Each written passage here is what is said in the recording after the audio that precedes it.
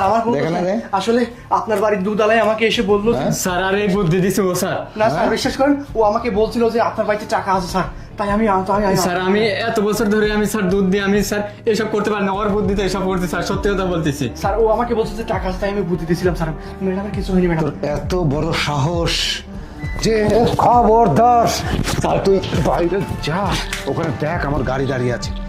হ্যাঁ, তোর এত বড় সাহস যে আমার বাড়িতে তুই আমার বাড়িতে অকারেন্স করে আমার বাড়িতে ডাকাতি করে তুই এখান থেকে চলে যাবি।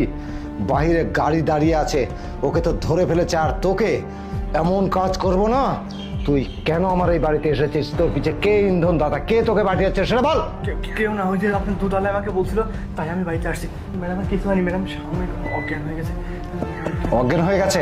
যদি তুই তো যেতে পারবি না, আমি এখনই বলে দিচ্ছি। এই ছান্টি, বাইরে যেটাকে গেছে ওটাকে ধরে রাখো, আর এটা যেন না যেতে পারে। সবাই ওখানে থেকো। তুই যাবি কোথায়? স্যার আমাকে সামনে যা, আমি স্যার ওটা বলছি গাড়ি দেখি। স্যার আমাকে স্যার